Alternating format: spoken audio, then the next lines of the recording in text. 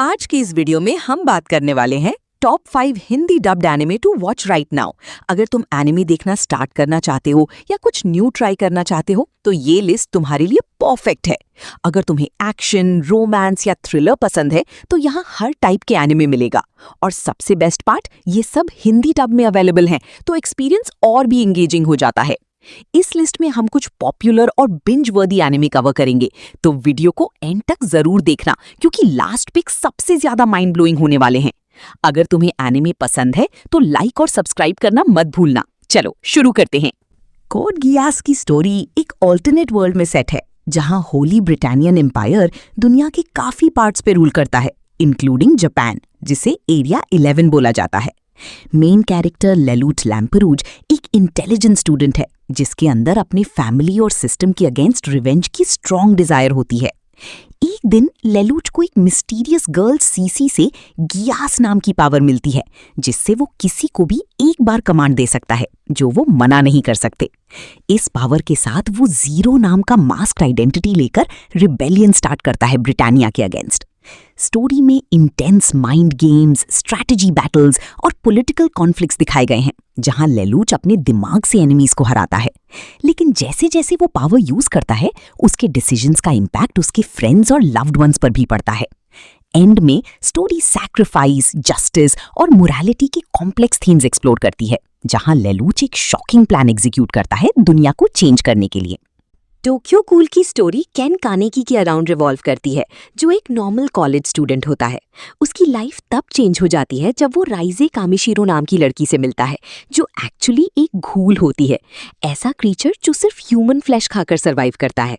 Attack के बाद कानेकी को बचाने के लिए उसकी बॉडी में राइजे के ऑर्गन्स ट्रांसप्लांट कर दिए जाते हैं और वो हाफ ह्यूमन हाफ घूल बन जाता है। अब उसे अपनी नई आइडेंटिटी एक्सेप्ट करनी पड़ती है जहां उसको भूख कंट्रोल करना और अपनी ह्यूमैनिटी बचानी होती है। कानेकी आंतीकू कैफे के घूल्स के साथ रहना शुरू करता है जहां वो सीखता है कि सब घूल्स इविल नहीं होते। मीनवाइल ह्यूमंस की तरफ से सीसीजी कमीशन ऑफ काउंटर घूल्स को हंट कर रही होती है।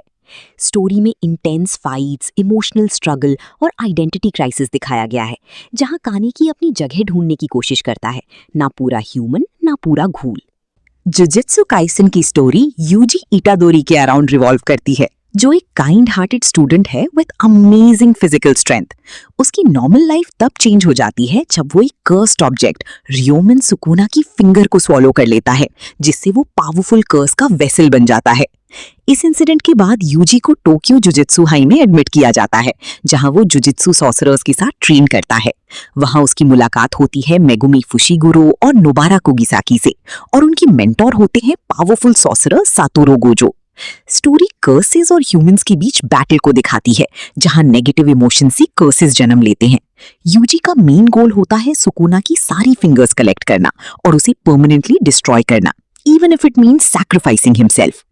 एनिमे में इंटेंस फाइट्स, डार्क थीम्स और इमोशनल मोमेंट्स का परफेक्ट मिक्स है जहां लाइफ, डेथ और ह्यूमैनिटी के डीप कॉन्सेप्ट्स एक्सप्लोर किए जाते हैं।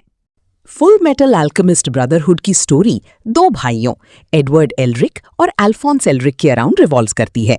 दोनों अल्केमी यूज करके अपनी डेड मदर को रिवाइव करने की कोशिश करते हैं, लेकिन ये फॉरबिडन एक्ट उन पे हेवी प्राइस डालता है। एडवर्ड अपना आर्म और लेग लूज कर देता है और अल्फोंस अपनी पूरी बॉडी। अब एडवर्ड फुल मेटल अल्केमिस्ट बनकर स्टेट मिलिट्री ज्वाइन करता है ताकि वो फिलोसोफर स्टोन ढूंढ सके जो उनकी बॉडीज वापस ला सकता है।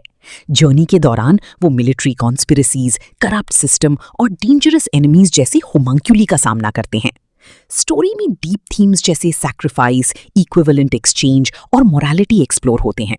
एडवर्ड और अल्फोंस को समझ आता है कि पावर के लिए शॉर्टकट लेना कितना डेंजरस हो सकता है। जैसे जैसे प्लॉट आगे बढ़ता है एक बड़ा सीक्रेट रिवील होता है जो पूरा नेशन और उसकी हिस्ट्री से जुड़ा होता है। एंड में ब्रदर्स को टफ चॉइसेस लेने पड़ते हैं जहां उनकी बॉन्ड और डिटर्मिनेशन ही उनकी सबसे बड़ी स्ट्रेंथ बन जाती है। मॉब साइको 100 की स्टोरी शिगियो कागेयामा यानी मॉब के अराउंड रिवॉल्व करती है, जो एक इंट्रोवर्टेड मिडिल स्कूल बॉय है with extremely powerful psychic abilities. Despite उसकी ह्यूज पावर्स, मॉब बस एक नॉर्मल लाइफ जीना चाहता है और अपनी इमोशंस को कंट्रोल में रखता है। मॉब का मेंटर होता है रीगन अराटका, जो एक सेल्फ प्रोक्लेम साइकिक है लेकिन एक्चुअली कॉन आर्टिस्ट है। रीगन मॉब को गाइड करता है और उसे सिखाता है कि पावर्स से ज्यादा इंपॉर्टेंट इंसानियत और सेल्फ ग्रोथ है। स्टोरी में मॉब का emotional meter important role play करता है। जब उसकी सप्रेस्ड फीलिंग्स 100% तक पहुंचती हैं, उसकी साइकिक पावर अनकंट्रोलेबल हो जाती है। हर आर्क में मॉब अलग अलग इविल स्पिरिट्स और एस्पर्स से फाइट करता है, लेकिन साथ ही अपनी पर्सनल ग्रोथ पर भी फोकस करता है। एनिमे का मेन थीम है सेल्फ इंप्रूवमेंट, इमोशंस को समझना और अपनी आइडेंटिटी फाइंड करना। एक्शन के साथ कॉमेडी और डीप लाइफ लेसन्स का परफेक्ट बैलेंस इस स्टोरी को यूनिक बनाता है।